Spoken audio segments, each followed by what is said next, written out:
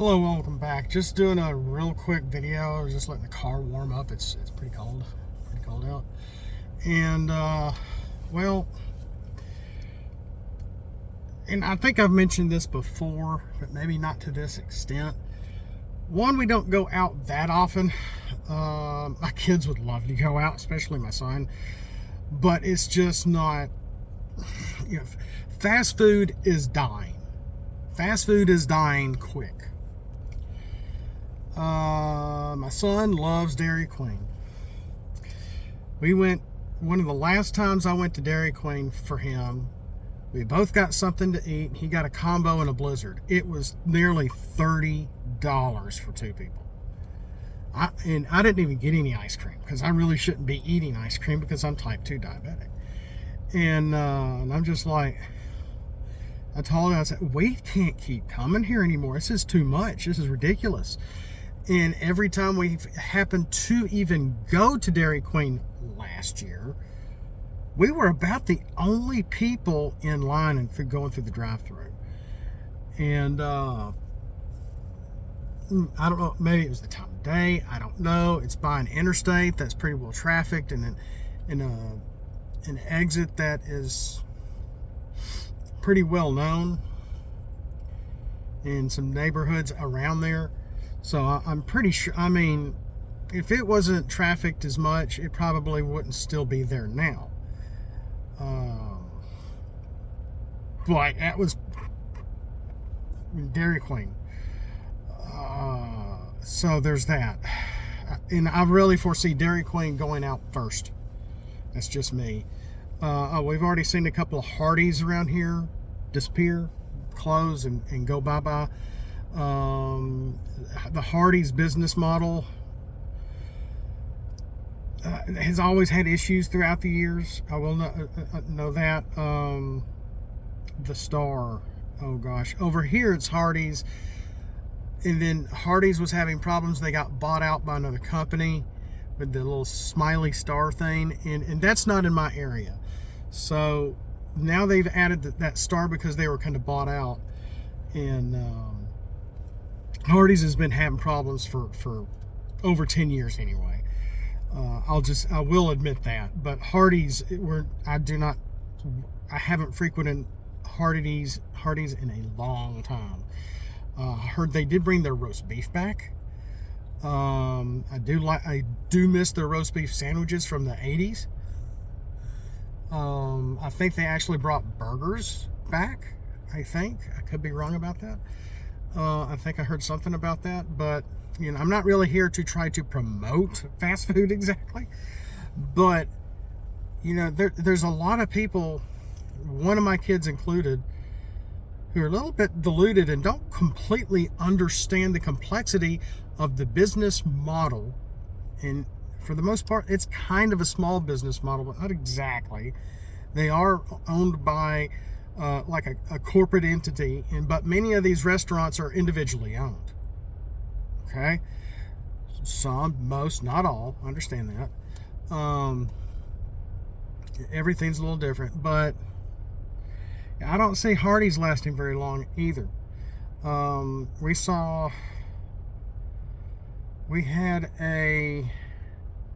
Normally they were on the coast, Shrimp Basket. We had a Shrimp Basket in the area close in 2020, and I hated to see it go. Logan's has had issues. I've seen a lot of Logan's disappear throughout the state. Don't ask me how. And well, one burned. I think a few burned. Because once upon a time you could just eat peanuts and throw the peanuts on the floor. They didn't care. But even back then, I was noticing how very precarious it was to walk around Logan's and not feeling like you are about to slip, fall, and bust your head. So I wonder if something like that did happen years ago, and they're like, okay, we got to sweep up these peanut shells because it was just too risky. I know there's been some others that have kind of closed around us too. Rallies, of course. Rallies and Checkers. One bought the other. They used to be back in the early 90s. I ate at Checkers near my college, and it got me really big back then. And my mom, anyway, and they're gone. And the ones by us, they disappeared before 2020. So, but okay, but I'm kind of talking about Dairy Queen. I'm kind of talking about Hardee's. Even possibly Taco Bell. Taco Bell is one of the few of the fast food, I almost said giants, but fast food restaurants almost affordable, but not quite. I mean, you can't get a burrito supreme for $1.25 anymore, or maybe $1.75, or hard tacos for 67, 75 cents.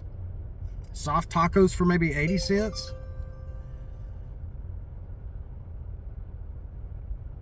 But the price, I mean, and one of the few places that we will still go for like a little fast food is Taco Smell. We just refuse McDonald's outright nowadays. And I used to go by there and just get a double cheeseburger, no pickle, once upon a time years ago, and it was really good. And we've actually seen that's right. There was a McDonald's near us actually closed. I was surprised at that. And I'm not sure when it closed, and it could have been in the past 3 years. So that could have been since 2020. Could it have been because of the broken business models or the pandemic? I don't know. I really don't know. I'm not saying exactly why these businesses closed. But I can easily say that the fast food business model is broken because of this administration. And a lot of kids and young adults want to say, rich people greedy, corporations greedy, restaurants greedy, greedy. No, that might be an issue, possibly to some extent, but based on any business model, I don't care how big or small you are, the model is made to help you make a profit. It's helped to make you keep the utilities on. It's made to help pay your employees. It's helped to, all sorts of things. Waste management, the rental, the cost, and Crystal. I'm going to end with Crystal because that's where I went the other night. And I'm just like, I got 3 chili cheese pups for my wife who didn't need it. And I got me 3 double cheese crystals, no pickle. Excuse me. And I ate 2. I couldn't eat the third one, so I ate the third one for lunch today at work. And I think I'm paying the price for it too. But $18 and some odd cents. And I'm thinking, say what? The one big I noticed even the last time I went to Crystal's, which was about in a year and a half, maybe 2 years ago, since 2020. Okay, that one, I think they got my order wrong. They made me pull into a parking space out front, and then they forgot about me. I waited there for 40 minutes, and I'm thinking, okay, I paid this money for my family, for Crystals. I'm going to sit here and wait till they get it. And I kept looking, and they finally brought out my food and apologized and wrote on the receipt, next time you come here, it'd be half off. Well, I threw it out. I was so ticked off, I'm thinking, I'll never come here again. Well, I went back there a few days ago, and I'm regretting it already, not just in my stomach, but because of our pocketbook. When my parents were kids and Crystal was fairly new, little squirrel Crystal was like 5 cents. 5 cents. Yeah, a dollar meant more. yeah, you could probably spend 15-20 bucks and get your milk delivered for the week and some groceries, or your live chicken to kill, or whatever.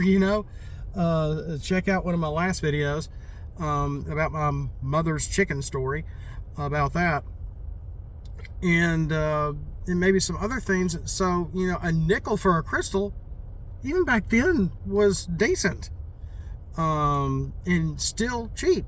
It's just nickel. Pennies could get you gum, Heck, I even remember putting pennies or even dimes in the little globe at the clothing stores and getting gum out. Anyway, so and I'm gonna put up the image of the receipt here as big as I can here in post, and show you that's all we got. No drinks, no fries, no combos. The double cheese crystal now is over $3 for one. So my three double cheese crystals alone was $10 nearly. Her little chili dogs were like $2.06, $2.08 a piece. That wasn't too bad. So maybe I should have just gotten some regular cheese crystals and not the doubles. Again, I think I'm feeling it. But we're probably never going there again. And again, and I'm not being ugly, I'm not being racist, I'm not being anything. I'm just describing the situation. I drive up. It is dining hour. I go into the parking lot. It is empty. I see some people inside. All the employees are black, and they all turn and stare at me because they're sitting all just at the tables out front. Nobody's in the back. Nobody, no customers are inside. Nobody's in the drive-thru. I'm like, okay. And so they all look at me like a deer in the headlight, wondering where I'm going to go. And of course I go to the drive-thru to order food. I'm thinking to myself, looking at him, what do you think I'm doing here? I'm not going to turn around. I'm here. I came here for a reason. I came here to come to Crystal, is what I'm thinking. And anyway, so they do serve me. The food was great. The food was great. The service was fine. Even though I was the only person that drove up, another car did pull in behind me. Because the Wendy's down the street was also, again, empty. I was looking at their prices, and their prices are like, I'm like, it's how much for a combo or just a plain burger from Wendy's? Are you kidding me? And I'm in Alabama. I'm not like in California complaining that, a cheeseburger from McDonald's is this big and the meat is tiny and it's like $8 or something.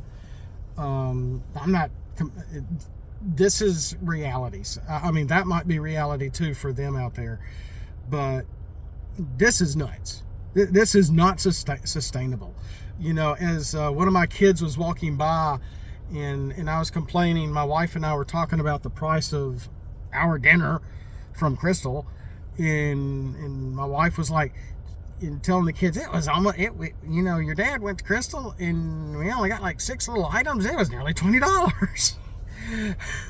And one of my kids, his eyes got real big, and the other one was like, yeah, fast food's expensive nowadays. And I'm thinking to myself, well, then it ain't fast food.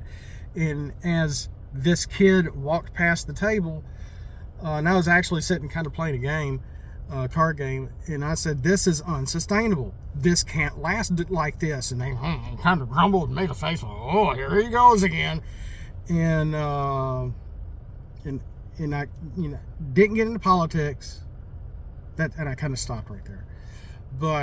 And this child has not lived quite half my age, is slowly learning how kind of the world works, thinks they know everything already, thinks all the answers in the palm of their hand, thinks everyone hates each other because that's all they're looking at online probably, thinks that Israel is they're in that mindset. And unfortunately, I can't say a word or anything to get this person to say, will you listen to me and understand how the world works? Understand that there is a business model, and this government does not want businesses to have a profit. When Obama was president for I almost said 20 years, for 2 terms, even during that whole Obamacare mess, and I remember go to the vote, and I'm thinking, we're hearing this as a tax. Since it's a tax, this can't really go through. It can't be voted in. Boom, it's voted in. Oh boy. And I'm like, all the rest of us are like, what just happened? And then we had to ascertain and break all that down, why and who and how that affected businesses even back then. And I was still working at the same company in the same position I'm pretty much doing even now in small business. Boink, small business. Boink, small church. Boink, small business. Boink. And I'm like, great, here we go. And that was what, 2008, 2010, or 12, whenever it was. And now it's 2023. And about 15 years later, and it's all happening again. It's all happening again. And there's been some black businesses that have opened up around us in the past year or so. And I was like, I want to go. And there's even an ice cream store. And I'm like, yeah, little iffy neighborhood, but I want to try that ice cream store. Didn't last a year. And I was like really disappointed because I really wanted to try their ice cream. Even, sneak and try it, even though I'm diabetic, but I never got the chance. And apparently neither did that small business. Even though, it was black owned, so what? They need chances too. And that's part of this DE&I and supply chain crap that is trying to help them out. Well, if this can't even help them out to some extent, and the government can't keep them from sinking, it's got to be bad. Of course, they're not a supply chain business. They were just a little ice cream shop in a strip mall. And I really, really wanted to try them. And there's been other little businesses just like that haven't made it in the past 2 years. And with the amount of permits, the amount of the deposits, the amount for utilities, it's impossible. I can't see how the backbone of our country is small business and businesses helping other businesses. That's all part of it. In a business model to help keep you afloat, to help keep paying for marketing on top of your employees, trying to give them benefits if possible, keeping afloat, paying the bills to keep the lights on and the heat on and the air on and the freezers on and the gas going and the water going and your property, or any liens and taxes, or any loans for trying to pay off the permits for breaking ground or whatever you did, or even rent. It all comes to a head. And just because now your employees are wanting $10 more minimum wage than it used to be, that's a factor too. And you're like, oh, well, gosh, according to my business model, I need 8 people working here. But now that minimum wage is more than twice it's ever been, and other businesses are doing this, in the fast food place across the street is offering $22 an hour. I can't afford that. Maybe I can do $15 an hour or something else, but then I'm going to have to not be able to have 8 people working under me. Maybe 6, maybe 5, maybe 3. So when you go in and get that burger at your mom and pop joint or whatever it is, trying to stay afloat, you may see two people working in the back for that restaurant. Somebody in the back may be running around making the food, maybe one person at the drive-thru, if that, going between the counter and the drive-thru. And we've been seeing it. We've been living this. The business model is broken. And all we have to blame is, the economy. Oh, it's inflation. It's inflation. Yeah, that's a part of it too. It's more complicated than everything I've been trying to explain. But it's policies from this administration and administrations previous that have gotten us to this point that is going to put fast food restaurants off the market. Because fast food joints shouldn't be just for the elite, because the elite has better things to do than just eat fast food.